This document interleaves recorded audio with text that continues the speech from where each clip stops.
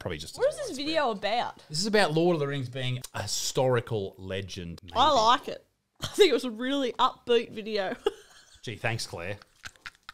Sorry, I was trying to entertain the people. Sorry. The father of your guinea pig. Oh, no. This is Atticus. This is Little Pepper. Disgraceful. G'day, ladies and gentlemen. Welcome to Little Buttsmarn. Right now I have Atticus, who is being very... He's all right. He's just very, very hungry. Well, not very hungry. He had a bottle like 2 hours ago. What are you doing? But he's going to have another one. He's very excited about it. Mum's upstairs just getting the bottle, aren't you? Isn't she? That's not a bottle. That is a microphone. Ladies and gentlemen, welcome Little Dicky to this episode of the Little Buttsmarn channel. I want to raise a question with you, Claire. Do you like the movie The Lord of the Rings? I don't hate it. I've watched them all, I think, bits of them, but I'm not. They're good. I'm more of a They're Potter, okay. more of a Potter guy. It's Harry Potter for us, isn't it? Yeah, but there is definitely. a bit of a story out there, a bit of an idea that in fact... You've had this video I know, for in years. your notes for us Dead to do set for for years. 2 years. I Okay, reckon. go on. There is a man out there by the name of Mr. Kerney, freelance writer. He is the seeker of truth. He covers the struggle for sovereignty in West Europe culture and ancient mysteries. that there. Now, I don't know much about this guy, Yep. but he seems to believe that Lord of the Rings is based on a true story. Could be. Some people could think God's real. Very well be. So this is from Robert Kerney. This is he posted this in 2020. So it's actually 3 years ago. Over 3 years I saw this for the first time. Okay. Millions have come to enjoy and love J.R.R. Tolkien's Lord of the Rings trilogy. He wrote it, if you don't know. But few know that the author privately told many that these works were based on a true history of Europe, one of which had been hidden from ordinary people for thousands of years. Now that's really interesting. This is really interesting. I'm on a bit of a rabbit hole with Pornhub at the moment. Sorry, Claire already said it. It was a joke. Very good. She said it was a joke. We had to re-record it, so I stole it. Sorry, I'm a bad person. Yeah, no. I'm on a bit of a roll with some Instagram reels. And they're all about this idea that, in fact, the world used to have giants roaming around and all that shit. Cool. And they come up with some pretty interesting ways of talking about it. And I wouldn't say it's evidence, but they find like rocks that look like a horse or whatever, like a giant horse and stuff like that. Maybe Editor Connor can find some of these videos. And they talk about like, you know when they cut into like a rock and it's all like pink inside and stuff, they go, that maybe that's flesh and giants and shit. That's stupid. But it's flesh. yeah. Now, it's easy They've for lost me. old mate to say that Tolkien said this because he died in 1973. So you can say he said whatever, you know.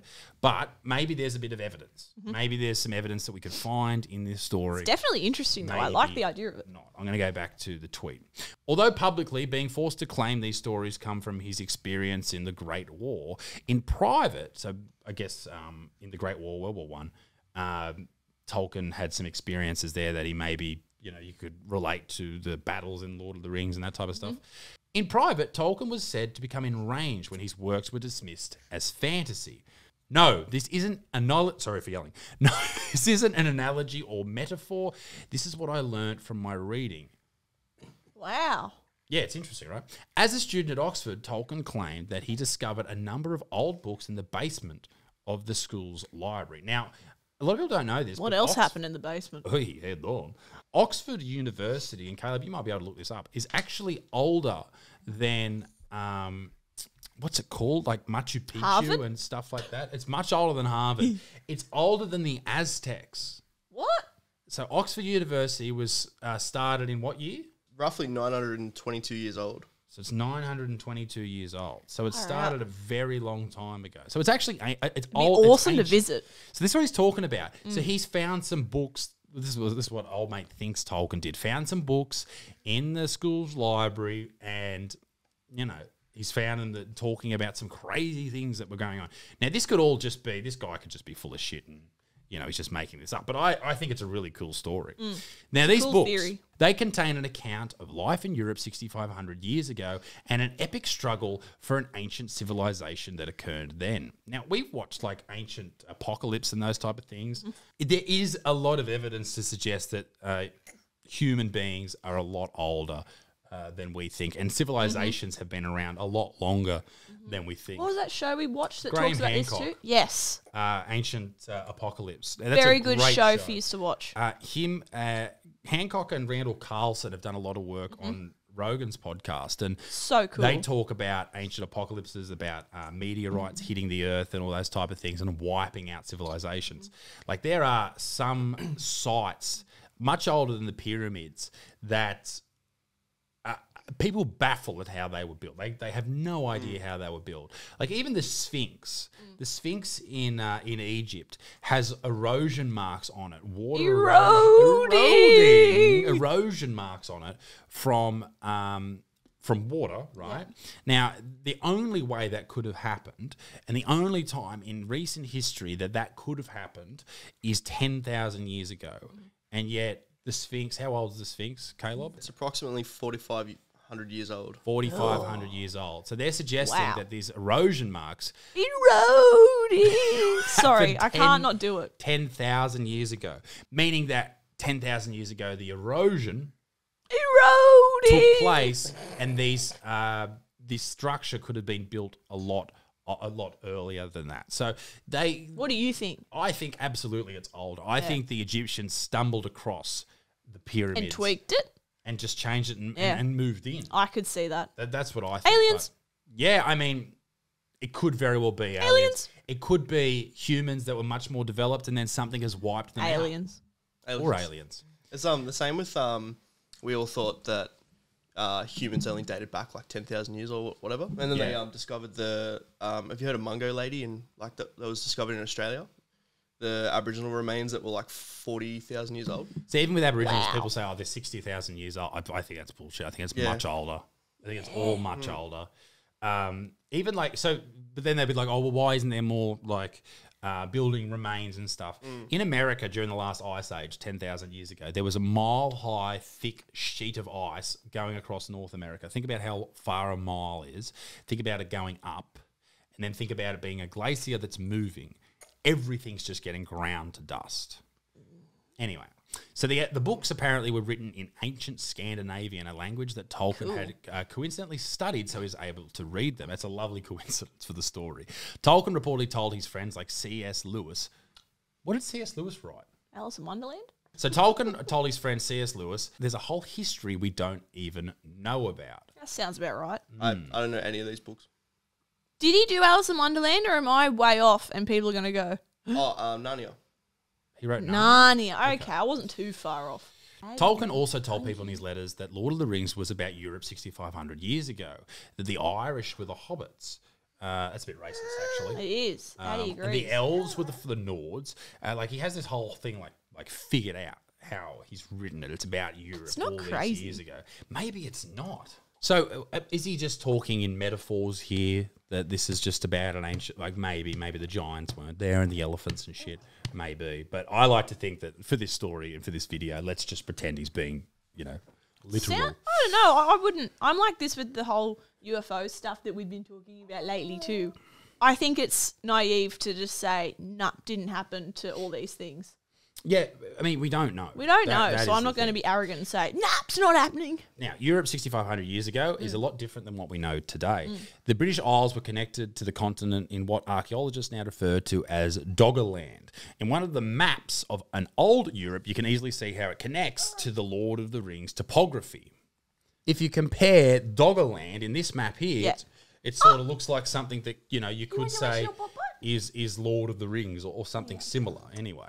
So with that map, obviously it exists because there was less water in the ocean at that point, because it all during the last ice age had been sucked up into, glaciers and all that type of stuff. So the similarities between Tolkien's fictional Middle-earth races and the ancient ones, such as the Celts, are too obvious to ignore. Hobbit shires bear a strong resemblance to early Celtic settlements. Okay, sure, but it's hard to convince someone that they're exactly the same. The elves were the Nordic Viking races, wizards like Gandalf were the druid priests, and you can see all these photos here. But beyond Tolkien's own private recollections, modern science itself has shown that the ancient world was full of various hominid species that were associating and inbreeding with each other, modern man included. So like Neanderthals and modern man, and there's all these other types of humanoid creatures. There was the hobbit person as well. I think that was found somewhere in Indonesia. They were all at some point like getting along. So like, there are. Agrees. How do you agree? Eddie agrees. There was subhuman people like New Zealanders. They were around.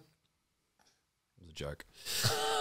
So there was even the race of actual hobbits, as it goes on to say here. Although their remains have only been found in Indonesia, various legends from around the world of similar beings are probably just. What is this video about? This is about Lord of the Rings being a literal. Well, it's not literal. It's probably more of a historical legend that's sort of been embellished quite a bit, like fairy tales. Yeah, like a fairy tale. But what about Lord of the Rings' main antagonist, Sauron? The big eye thing. Yes. Is that a Sauron? I think so. Sure. He's the baddie, isn't he? He's the baddie, yeah. He's most likely based on the historical figure Sargon of Akkad, not the YouTuber. Sargon invented time, calendars, clocks, schedules, and really delivered Thanks the world. a lot for all that. Fuck me. And delivered us into the linear world we live in now. Before the time of Sargon or Sauron, men lived in more harmony with themselves and nature because of psychic abilities and spiritual gifts were abundant. So Robert, I don't know where he's fucking going with this. After Sauron imposed his corrupt system, our minds became imprisoned. So he sounds like this bloke smokes a lot of fucking weed. Orcs and other creatures presented in Lord of the Rings. Do you guys think pill testing should be a thing? I think so.